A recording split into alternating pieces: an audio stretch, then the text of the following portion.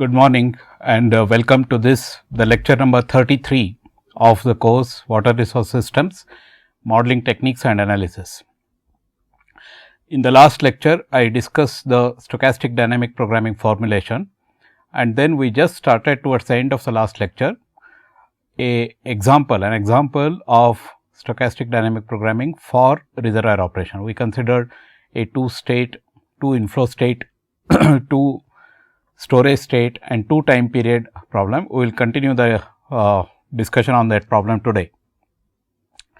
So, recall that for the steady state policy using the stochastic dynamic programming, we are talking about stochastic dynamic programming for a reservoir operation problem, and specifically we are interested in obtaining the steady state operating policy. We wrote the recursive relationship as given here. For a given initial storage state k and the inflow state I in time period t, which corresponds to the stage n, we are searching over all possible feasible final storage state L in time period t, which will maximize the expected value of the system performance measure. Now, this term here gives the system performance expected value of the system performance measure, because in time period t k is known, I is known, and we are making search for a specific L, BKILT is completely known. There is no uncertainty associated with it, because we are fixing k, I and L. However, when we are relating it with the next time period, which is the previous stage, the I here goes to j with a probability of Pijt, which is the transition probability, and we are making the search over L. So, this gets fixed L, and this term here, the summation term, gives the expected value of the system performance measure for all the time periods until the end of the time horizon, and that is how we define the expected value of the system performance measure. We say the steady state is reached. In fact, the steady state is reached when the annual expected system performance measure converges to a certain value. So, it remains constant after a certain number of iterations. It remains constant for all k, I and t. This is the annual system performance measure. So, this is what we discussed in the last lecture. In today's lecture, we will see completely the problem that I started in the towards the end of the last lecture. As I mentioned, the data that you will require for such a obtaining steady state operating policy is the discretized values of the stream flows, discretized values of the storage, and the performance measure BKILT values. So, the first step is to obtain the performance measure. Recall that this is the data that we considered. You have the transition probabilities as well as the storage and inflow state discretized values. So, this is QIT for I is equal to 1 to t is equal to 1. Similarly, this is SKT for k is equal to 1 and 2, t is equal to 1. Similarly, for t is equal to 2. Now, this is the discretization that is available with us. We also have the transition probabilities. Starting with I is equal to 1 in period t is equal to 1, the probability that the inflow goes to j is equal to 1 in period t is equal to 2 is 0.5 and so on. So, this transition probabilities we have for both t is equal to 1 to 2 as well as t is equal to 2 to 1. We have the target storage as 30 units and target release as 30 units, and we have defined the system performance measure as the squared sum, the sum of the squares, I repeat, the sum of the squares of deficit release from its target and the deficit storage from its target. And therefore, for a given k I L in period t, the BKILT is defined by this term. So, the first step is to obtain the BKILT. In the last class, I have explained how we obtain this. So, for a given k, I and L in time period t, you obtain RKILT and knowing the SKILT, you obtain these deficits. Remember that for this particular exercise, we have said if RKILT is more than the target, then we set the deficit to 0, associate release deficit to 0. For example, here RKILT is 35 and then we set the deficit to 0 here. So, we obtain like this the BKILT values for all combinations of K, I and L. L is equal to 1, 2, 1, 2, etc. It changes. Then I changes from 1 and 2. Similarly, K changes from 1 and 2. And for both the periods, T is equal to 1 and T is equal to 2. So, we obtain the BKILT.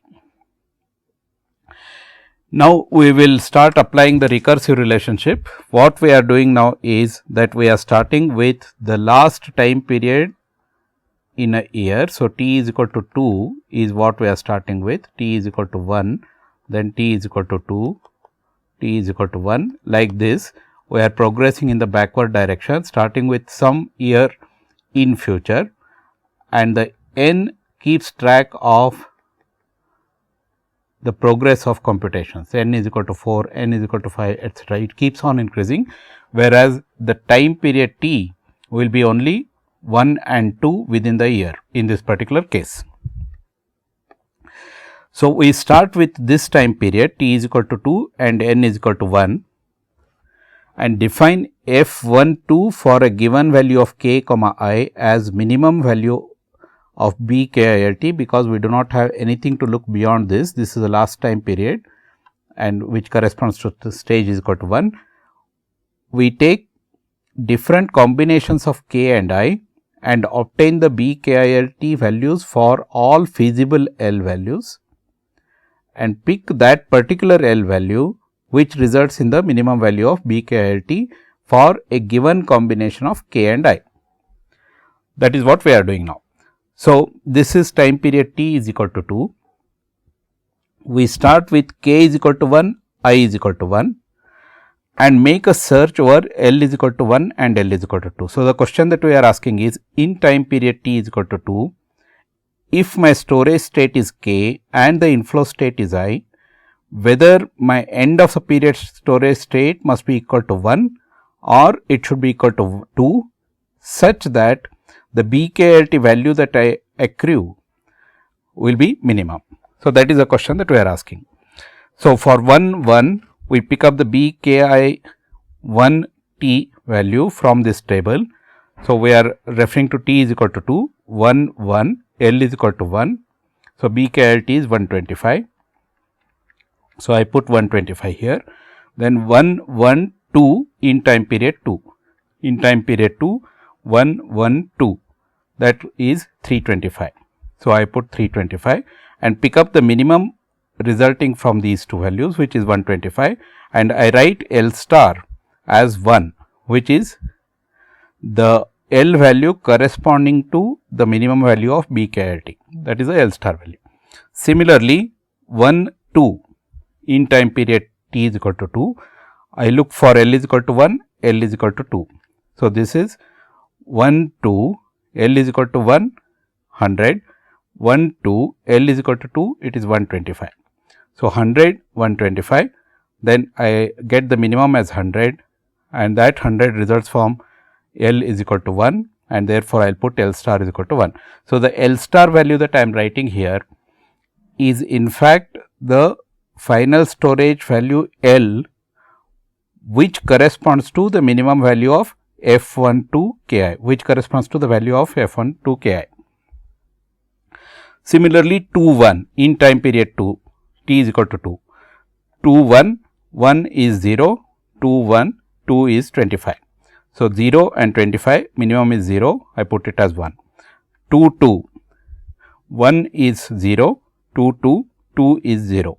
So, 0 and 0. So, both of these are optimal values and I write L star as 1, 2, which means both of them result in the same minimum value.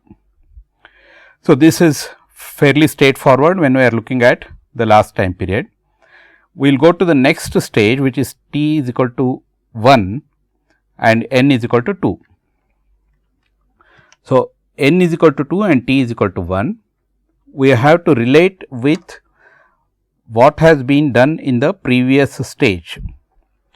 So, we write the recursive relationship starting with the general recursive relationship as f12, that is stage 2 time period 1 for a given k comma I as minimum over all feasible values of L b k I L t plus sigma over j varies from 1 to 2 in this case, p I j 1. This 1 here refers to the transition from time period t is equal to 1 to time period t is equal to 2. We are in time period t is equal to 1. So, what is the probability that it goes into a particular state j in time period t is equal to 2 is given by p I j 1. F11, which is what we have solved earlier, this should be F12 in fact, L comma j. So, we were referring to time period t is equal to 2. So, this is F12 L comma j for a given value combination of k comma I.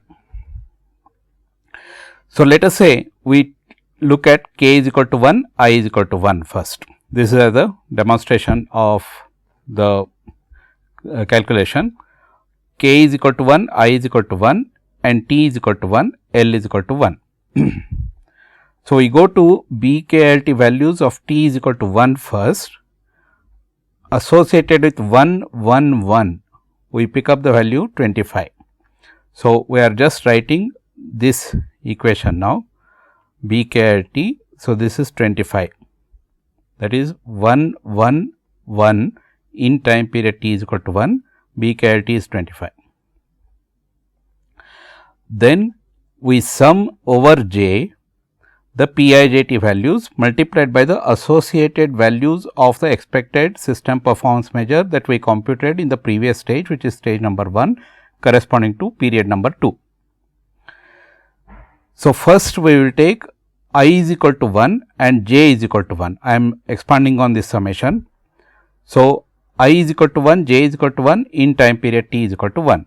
So, look at the transition probabilities here. T is equal to 1 to 2, I is equal to 1, j is equal to 1, the probability is 0.5, which means starting with a class interval of I is equal to 1, the probability that the inflow goes into class interval 1 in time period t is equal to 2 is 0.5. So, I will take that as 0.5, this is 0.5, and if it goes into class interval 1, because L is equal to 1, I will be looking at the previous stage computations for 1 comma 1, that is L is 1 and j is 1, and I will go to the previous stage computations and pick up the value f12 of 1 comma 1. So, f12 of f12 of 1 comma 1, which is 125. I repeat that my arguments here will be 1 comma 1. So, I will pick up f12 of 1 comma 1, which is 125, that is the 125 that I write here. Next, the last term is for j is equal to 2. My I is equal to 1, but I am going to j is equal to 2. The probability is again 0.5. Look at this, 1 to 2, I go with a probability of 0.5. So, 0.5, and if I go to j is equal to 2, what will be this argument now? L is 1 and j is 2. So, 1 comma 2. So, previous stage combination 1 comma 2, that is 100. So, I will put it as 100. So, that is how I get 137.5. So, for k is equal to 1, I is equal to 1, L is equal to 1, in t is equal to 1, I get the system performance measure, which is f21 of 1 comma 1 as 137.5. Similarly, k is equal to 1, I is equal to 1, L is equal to 2, that is I am changing the L now. So, this will get, remember I repeat the same exercise except that I will be putting L is equal to 2 here, and first I will take j is equal to 1 and j is equal to 2. So, these are the values that I will be using. 2 1 and 2 2. So, I get a value of 225. Like this, I will get for various combinations of k, I and L the terms indicated here, that is B k L T plus P I j f 1 to L comma j summed over all j. So, this is the term that I am representing here. Then out of these all possible values of L, for example, L is equal to 1 here, L is equal to 2 here. Out of this, I will pick up that which results in the minimum value for this particular combination k and I. Now, this is what we do in tabular form. Similarly, I have given for n is equal to 2, t is equal to 1, I is equal to 1, k is equal to 1 and I is equal to 2. For completeness sake, let us discuss this also. So, I am now changing k is equal to 1, I is equal to 2. What did I do earlier? I put k is equal to 1, I is equal to 1. I exhausted all possible values of L. Similarly, I now exhaust all possible values of L, which is L is equal to 1 and L is equal to 2 for this particular combination k is equal to 1 and I is equal to 2. So, I write this as B k I L 1, this is the 1, sigma P I j f 1 2, this must be 2 L comma j, which is, you look at now combination of 1 comma 2 in time period t is equal to 1. So, we will go back to our B k L T values in time period t is equal to 1. I am looking at 1 comma 2 for L is equal to 1, I get a value of 0. 1 comma 2 for L is equal to 2, I get a value of 25. So, this is what I substitute now, 0 for 1 comma, that is 1 to 1 in time period t is equal to 1. So, L is equal to 1, I am putting a value of 0 here. Then I am still at L is equal to 1. So, I will pick up the value of P I j 1 now. What is my j? I will set j is equal to 1 first, I is 2. So, P 2 1 of 1, look at the transition probabilities, P 2 1 of 1 which is 0.3. Similarly, P 2 2 of 1 is 0.7.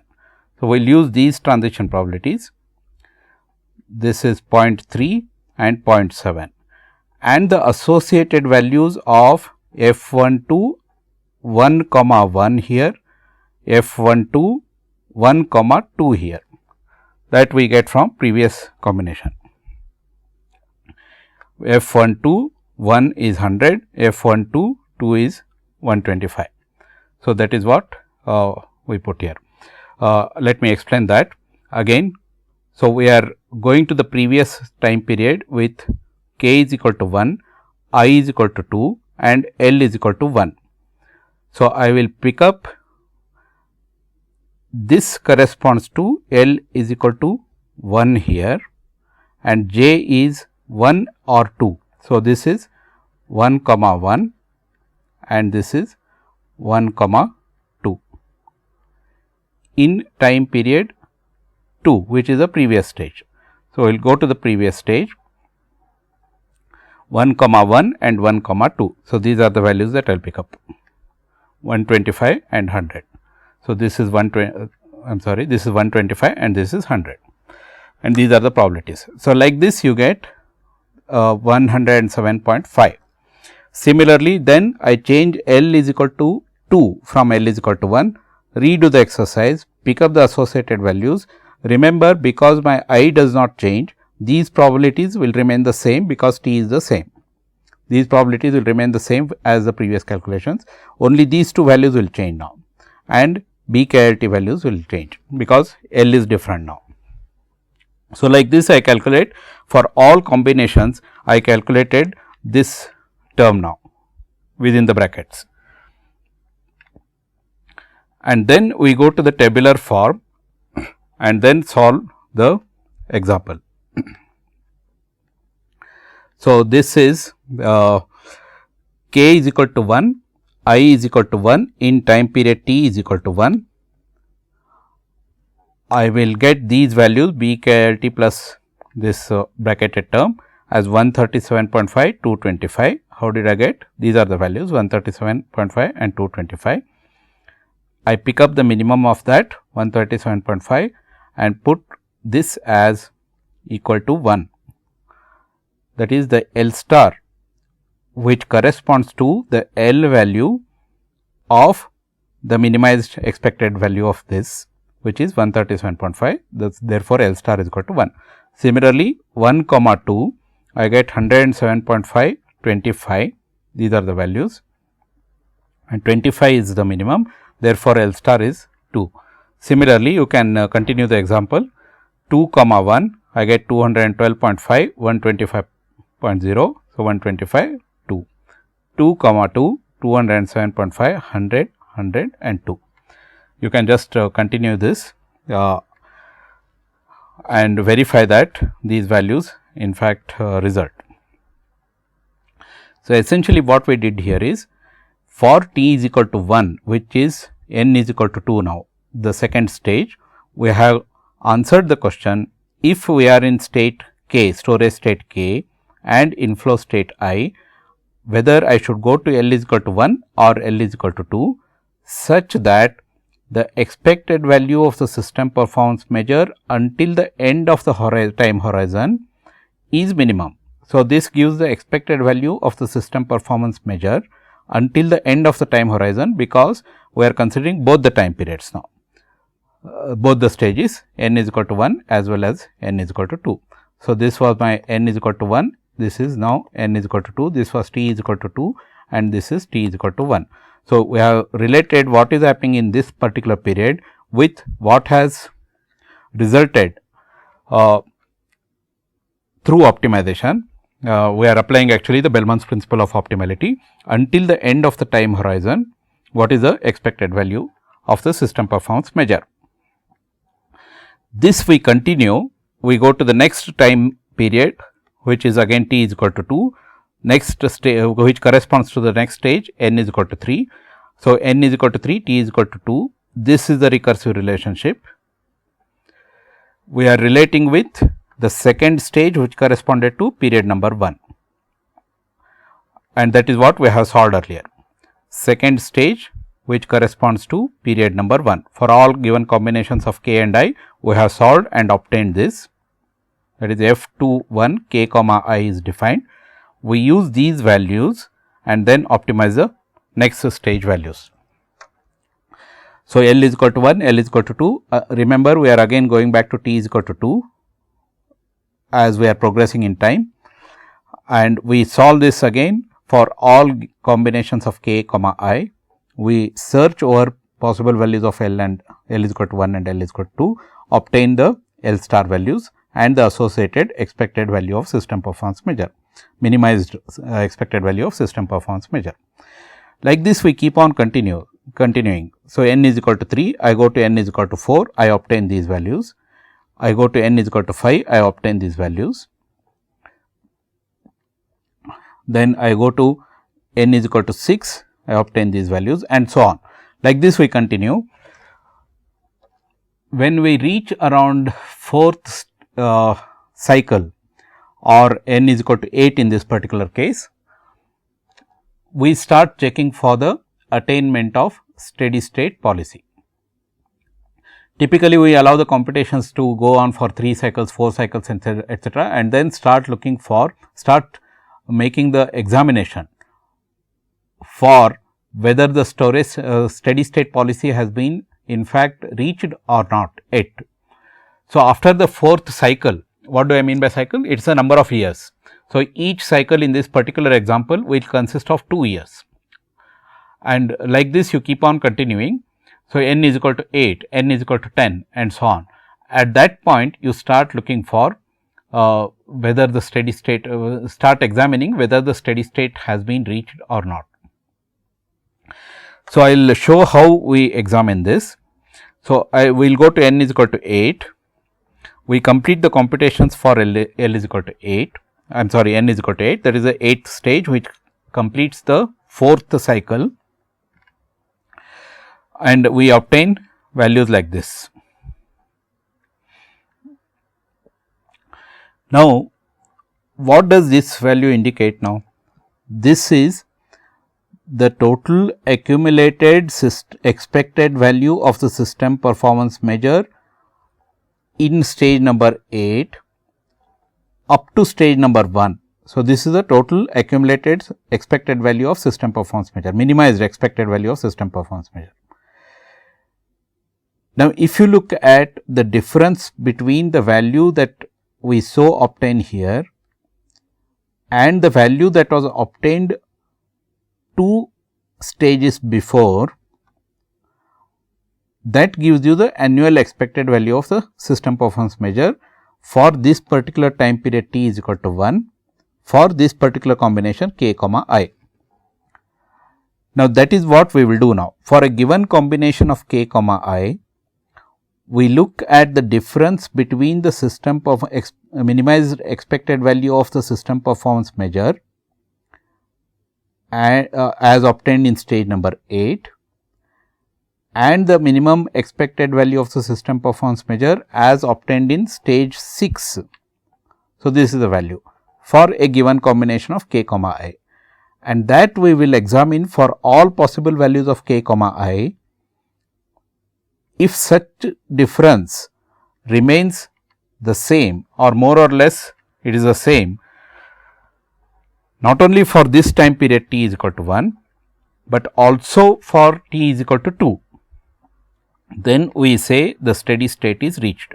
So, essentially what we are doing is we are looking at the expected annual system performance measure to remain constant across all combinations of initial storage k and the inflow I for both the time periods in this particular case, for both the time periods t is equal to 1, t is equal to 2. So, you get the same expected annual system performance measure.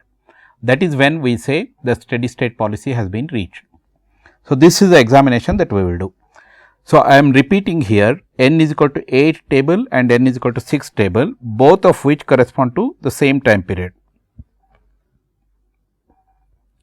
So, I am just picking up the annual system performance measures here 421.91 etc. So, this column I am picking and then I go to n is equal to 6, I pick up this value, this column and write here. So, this is n is equal to 6, n is equal to 8. Now, this is k is equal to 1, I is equal to 1, 1, 2, 2, 1, 2, 2. Similarly, 1, 1, 1, 2, 2, 1, 2, 2. So, we will pick up for 1, 1 combination. So, this is for k is equal to 1, comma 1 and this is for 1, comma 2. This is for 2, comma 1 and this is for 2, comma 2. K and I. So, what I am writing here is the condition for the steady state policy. N plus capital T in this particular case is 2, that is the total number of periods in a year for a given value of k comma I, which corresponds to the time period small t minus f n comma t, f n t for the same combination k comma I, and this gives you the minimum expected value of the system performance measure. So, for example, if I put n is equal to 6 now, 6 plus 2 is 8. So, I will look at n is equal to 8 and n is equal to 6. So, f8 1 comma 1, I am putting k is equal to 1, I is equal to 1 minus f6 1 comma 1, which is 421.91 minus 326.10, which is 95.81. And similarly, I go to 1 comma 2, 317.75 minus 221.88, this comes to 95.87. So, this is approximately the same.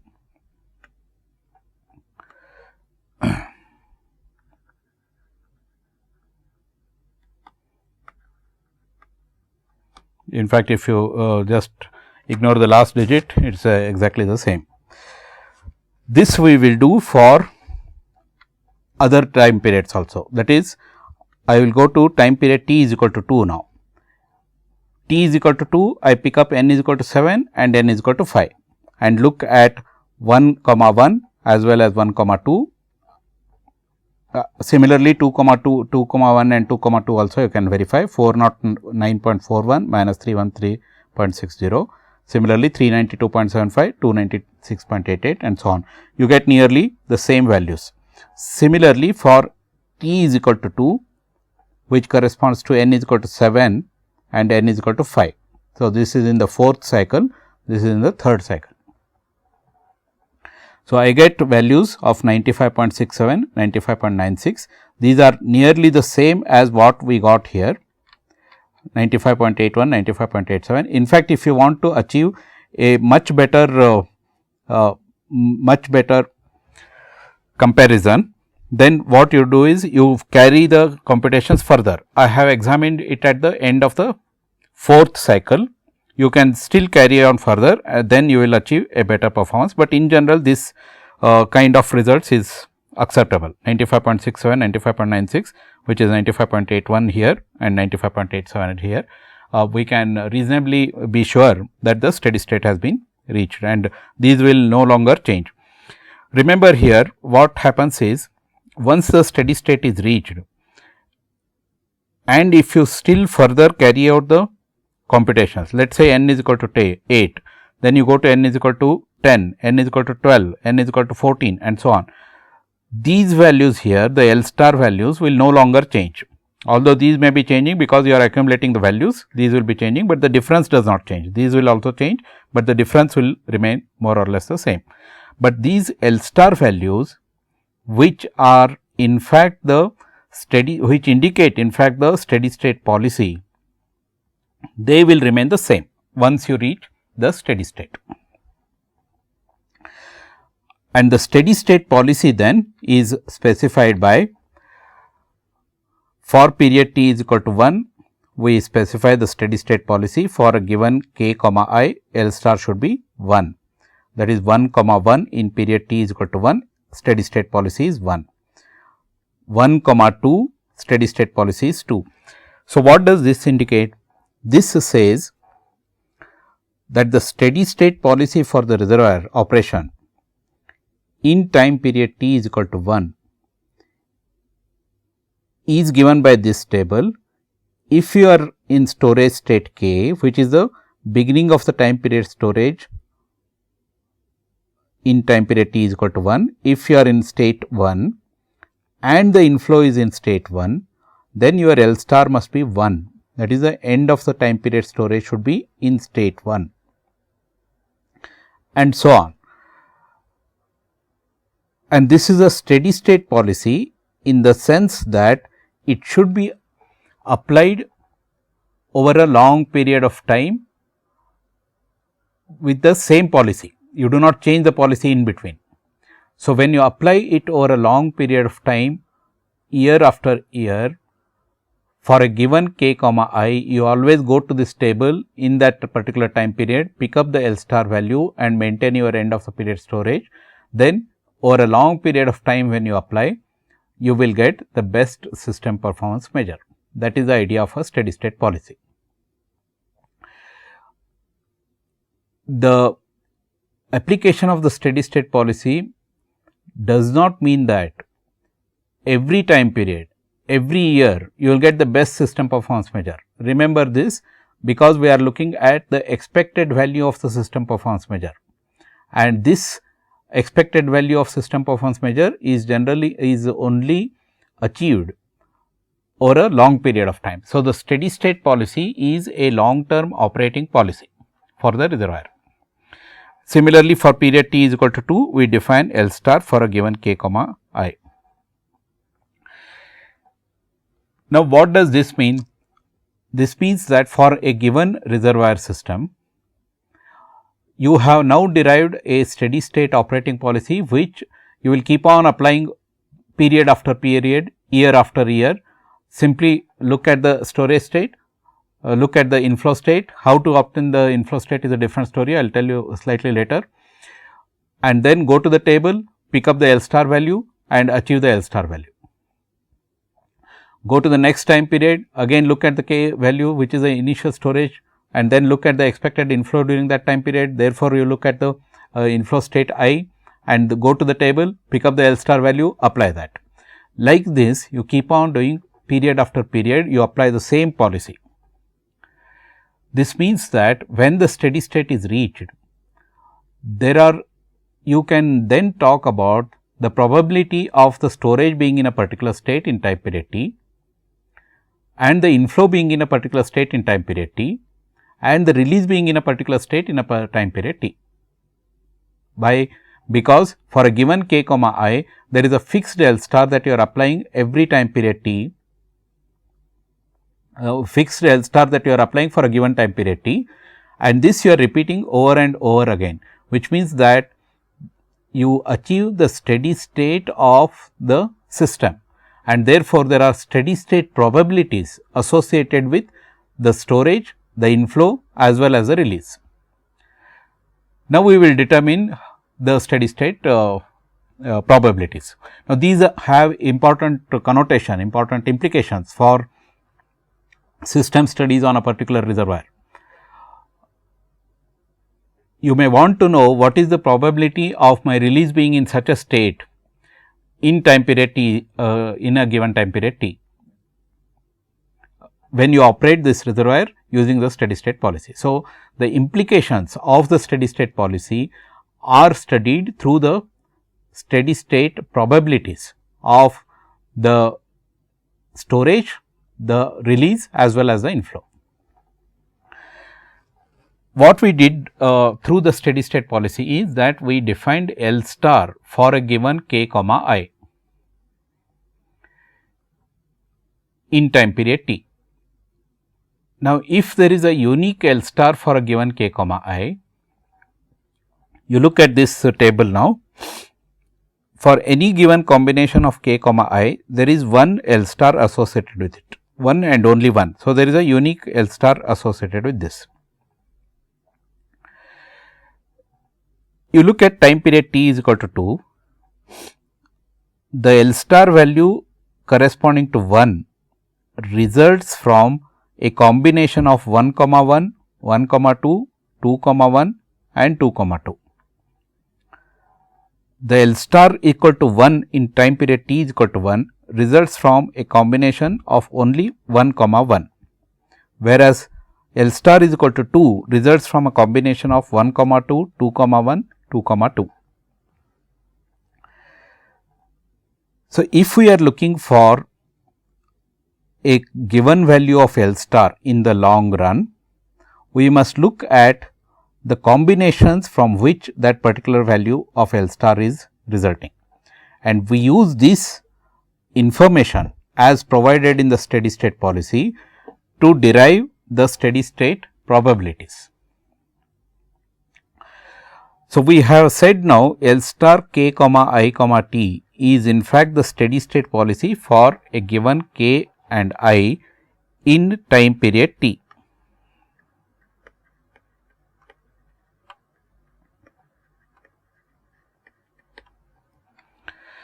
Now, for a unique L star k I t, what is it that we are looking at? We are saying probabilities of R k I L t, we can write it as simply probability of R k I t, because this combination k comma I results in a particular value of L star k I t. So, we delete the index L because index L is uniquely defined the moment k comma I are specified for the time period t. So, we will write this as P R k I t to indicate the steady state probabilities of the release. Now, how do we obtain the steady state probabilities? Look at this. We are saying L is equal to L star k comma I comma t, and therefore, we are writing it as probability of R k I t. Now, the probability of R k I t for a given k comma I multiplied by the transition probability I comma j Now, this term here indicates that from I you are going to a particular state j, and this combination of k comma I results in a particular value of L. So, L is equal to L star k comma I comma t. So, this P r k I t, which is the probability of r k I t, when you multiply it with the transition probability P I j t of the inflow, you will get P r L j t plus 1, because you are now going to the next time period t plus 1. From the time period t, you went to next time period t plus 1. I repeat that again, you are summing over those combinations of k comma I which result in a particular value of L. This is what I showed earlier, that a particular combination of k comma I results in a particular value of L. So, you are looking at, you are picking up all those combinations of k comma I which result in a particular value of L. For example, L is equal to 2 is resulting from 3 combinations, whereas L is equal to 1 is resulting only from 1 combination in time period t is equal to 1. So, we pick up those values of k comma I which result in this particular value of L and write this equation for those particular terms. Now, this is a selective summation. This you must understand correctly, and in fact, when I continue the example, I will explain this. So, this set of equations here is written for all L, J and T. So, we say L is equal to 1. Let us say I am writing for T is equal to 1. So, T is equal to 1. So, I will write for L is equal to 1, J is equal to 1, T plus 1 is equal to 2. So, 1, 1, 2, I will put that, and then I will go to the time t is equal to 1, pick up those combinations of k comma I which result in L is equal to 1. That is the idea, and put those many terms here. So, this summation you must understand correctly. So, this is a selective summation over only those initial storage and inflow indices k comma I in period t that result in the same L is equal to L star k I t. So, and then there is another set of equations. So, this is one set of equations, but being probabilities they should all add up to 1. For example, P r k I t is equal to 1 summed over all possible values of k comma I. So, this has to be satisfied. Now, when we write these equations for the 2 by 2 problem that I am considering, one of these sets for each time period will be redundant, because we have to satisfy this particular condition.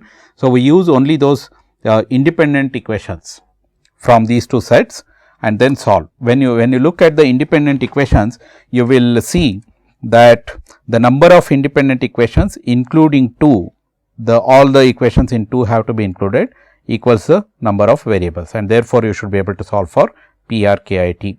The idea here is that you are solving for P r k I t, which is also P r L j t plus 1. These are known, transition probabilities are known, and you will generate those many equations as you have the number of terms P r k I t. For example, in the numerical example that I am talking about, you have k is equal to 2, that is k is equal to 1 or 2, I is equal to 1 or 2, and time period t is equal to 1 or 2. So, 2 into 2 into 2, you must generate 8 equations from this,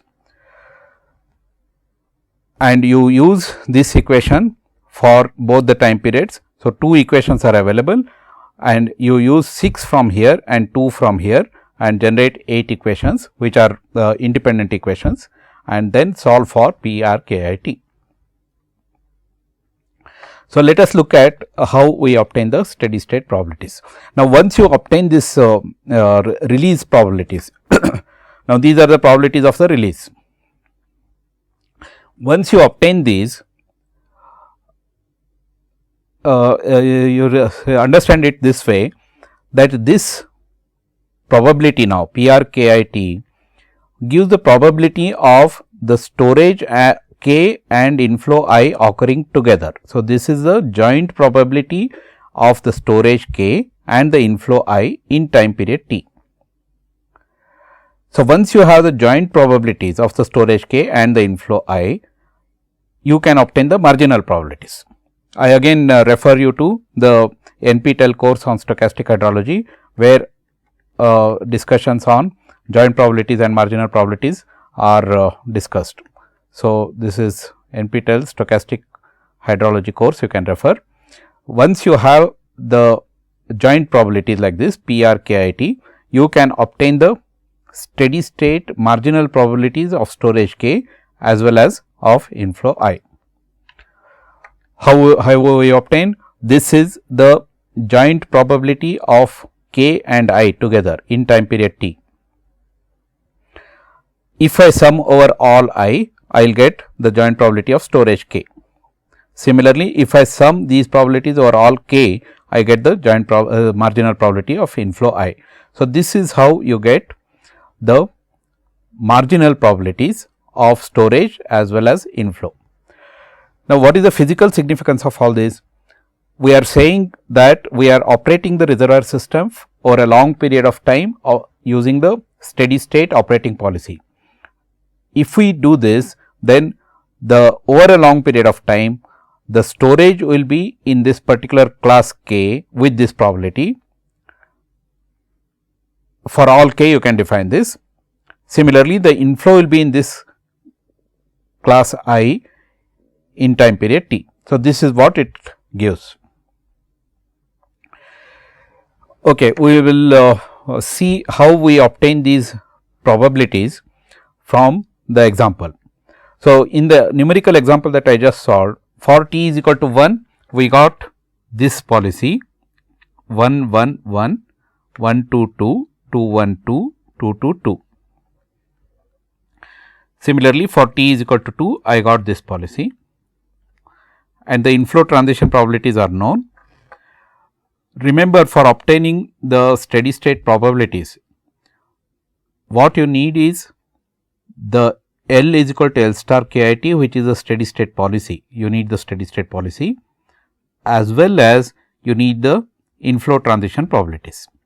So, we will look at the steady state policy as well as the inflow transition probabilities and write these equations now. Let us say that I want to write for time period t is equal to 1 and L is equal to 1, j is equal to 1. So, I will write 1 1 2, that is PR 1 1 2, and then look at those combinations of k comma I in time period t is equal to 1, which result in the same L is equal to 1. We will just write that. So, I am writing this set of equations now. PR L j t plus 1 is equal to sum over k comma I. This is a selective sum, I will say selective sum, it is not for all k comma I.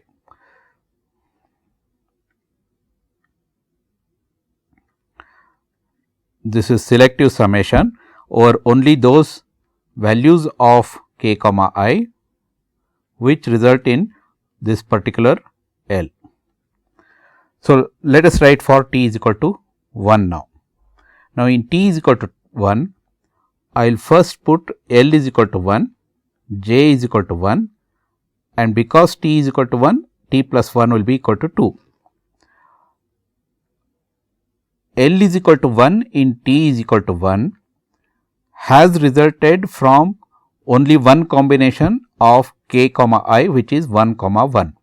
So, I will have only one term here which corresponds to 1 comma 1 in time period t, and the associate probability of going from I is equal to 1 to j is equal to 1 in time from time period t to time period t plus 1. Let me first explain this term and then we will come to this. I am writing for t is equal to 1 and I am setting L is equal to 1 here. So, I will start with the left hand side, I will write PR 1 comma 1 comma 2. So, 1 L is equal to 1, j is equal to 1, because t is equal to 1, t plus 1 will be equal to 2. is equal to, I will go to the table and look at the combinations of k comma I which have resulted in this particular value of L, which is 1 in this case, and this particular case we have exactly one combination which is 1 comma 1, and therefore, I will have only one term here PR 1 1 1. Then I will write I is 1 here and j is 1 here. So, I will pick up P 1 1 in time period t. P 1 1 in time period t is 0.5. So, that is how I get like this. Similarly, PR 1 2 2, but we will look at this now. PR 2 1 2, that means I am setting L is equal to 2, j is equal to 1 and t is equal to 1.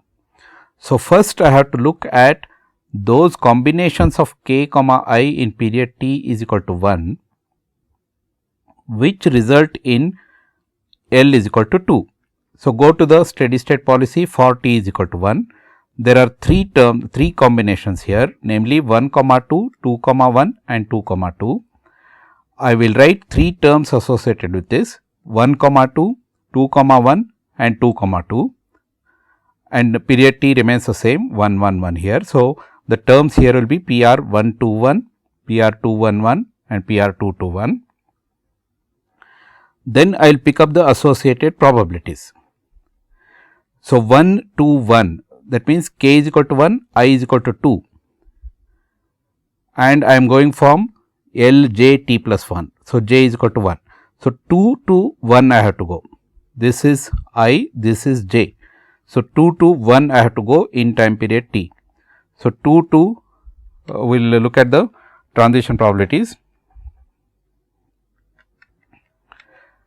for 2 to 1. 2 to 1, this is 0.3, 2 to 2 is 0.7. So, this is 0.3 here, that is 2 to 1. Then similarly 1 to 1 I have to go. 1 to 1 as we have seen is 0.3, 0.5 here, that is 1 to 1 is 0.5. So, this is 0.3, this is 0.5. Then I have to go from 2 to 1 again, which is 0.3. So, this is 0.3. Like this you write the equations from t is equal to 1, t is equal to 2. You just verify this, you use this as a guideline, L is equal to 2, j is equal to 1, t is equal to 1. This results from 3 combinations of k comma I, which is 1 comma 2, 2 comma 1 and 2 comma 2, and that is why you write these expressions. In addition, you have to use these expressions also, that is for all k comma I, you must have the sum of these must be equal to 1. So, you use these equations, and out of these 4 you delete one equation, out of these 4 you delete one equation, you will get 2 sets of equations from here. Therefore, you will have 3 plus 3 plus 2, 8 number of equations. Solve the 8 number of equations to get the steady state policy, steady state probabilities. So, when you solve that, you will get the steady state probabilities like this 0.284, 0.284. This is you are getting for PR KIT for a given combination of k and I in time period t. When you solve these equations simultaneously, you will get these values. Similarly, for t is equal to 2, you will get these values. Using these values now, you should be able to get the storage probabilities as well as the inflow probabilities. You look at this storage probabilities, t is equal to 1, probability of SKT is given by summation over all I for over all PRKIT for k comma t. Let us say that I want to write for t is equal to 1 and I am writing it for k is equal to 1. Then what does this give? 1 comma 1 comma 1, 1 1 1 plus the I am summing over I. So, 1 comma 2 comma 1. So, I becomes 2 here. So, I will sum PR 1 1 1 and PR 1 2 1. Look at this PR 1 1 1 and 1 2 1. So, I add 0.284 plus 0.284. I get 0.568. Similarly, for 2 comma 1 I will write, that is k is equal to 2, I get a probability of 0.432. Remember, being probabilities, these two should sum to 1, 0.568 plus 0.532. Similarly, for t is equal to 2 I write, I get 0.284 and 0.716, which add up to 1. For storage, we summed over inflow the joint probabilities. For getting inflow steady state probabilities, we sum over the storage states k. So, when you do that for inflows, you can just verify PQ11 is 0.63 and this is 0.37 and 0.426 and 0.574. So, this is how you obtain the steady state policies. So, in summary for stochastic dynamic programming then, that we have obtained the steady state policy for a reservoir system, and then we are saying that we define L star for a given inflow, and this is a storage state and this is the inflow state. For a given combination of storage and inflow in time period t, we know what is the end of the period storage that has to be maintained. So, this is a steady state policy.